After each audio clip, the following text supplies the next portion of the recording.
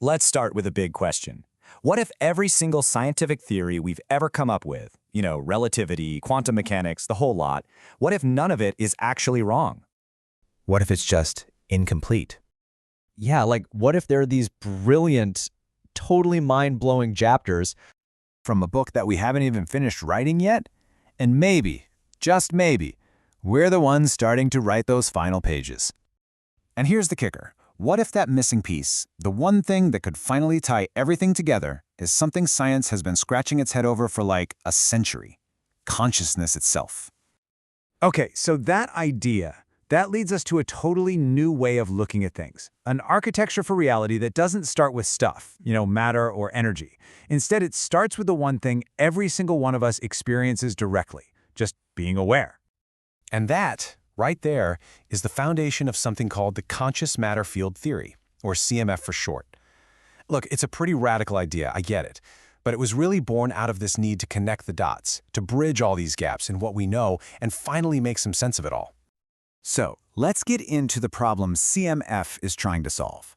Here's the thing, and it's a bit of a dirty secret in science that we don't talk about much. Our best, most proven theories, they flat out contradict each other. And you can really see this clash when you lay it all out. On one hand, you've got quantum mechanics, which tells us the universe is all about probability and weird, fuzzy states. Then, general relativity comes along and describes this elegant, smooth universe of curved spacetime. Meanwhile, neuroscience is over here saying, hey, consciousness is just what happens when brain tissue fires up. And then you have spirituality, which has been saying for millennia that awareness is the foundation of everything. I mean, they're all powerful ideas, right? But they're not even speaking the same language. It's kind of like you've got these four brilliant experts in a room. Each one is holding a corner piece of a giant jigsaw puzzle, and they're all completely convinced their piece is the most important one. But nobody's stepping back to see how they all connect to make the big picture. Okay, so this is where the conscious matter field theory comes in. It suggests a completely new starting point. It basically takes the script we've all been handed about reality and just flips it on its head.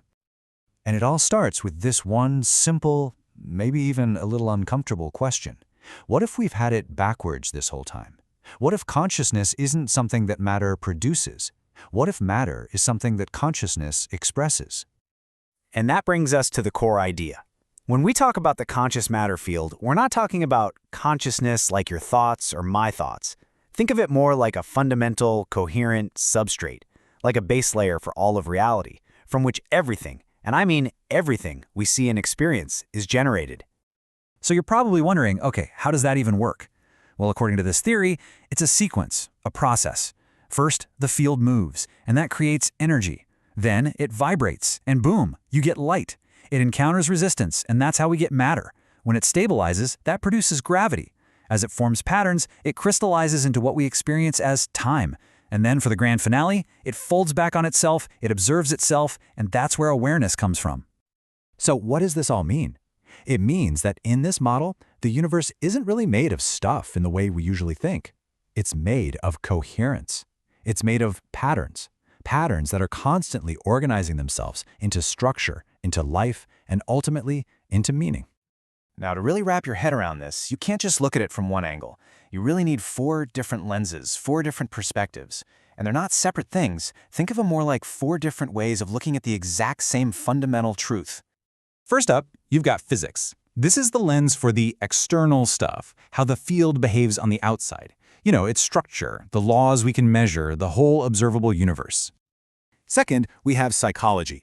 This is the lens for the internal experience. It's how the field feels from the inside, our subjective world of awareness, feelings, and thoughts. Third is philosophy. This lens shows us how the field interprets itself. It's the meaning-making part of the equation, how it makes sense of its own experiences and the structures it creates. And finally, number 4 is spirituality. This is the lens that shows us how the field expands, how it reaches beyond its own physical limits, always moving toward greater coherence, greater integration. Put all 4 together, and you've got a pretty complete map of reality. Now, I know what you might be thinking. Is this just some wild speculation? But CMF actually stands on the shoulders of solid, proven science. I mean, think about it. The double-slit experiment. It literally shows that the act of observing changes the outcome. That's a huge hint that awareness plays a key role. Relativity? It showed us that time isn't this fixed absolute thing, which fits perfectly with the idea of time crystallizing out of a deeper field. And quantum decoherence?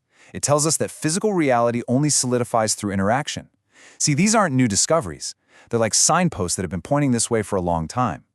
So let's be super clear about this. CMF doesn't throw science out the window. Not at all. It embraces it.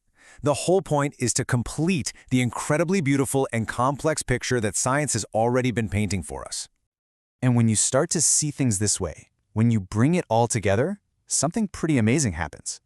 The universe suddenly stops looking like this cold, random clockwork machine.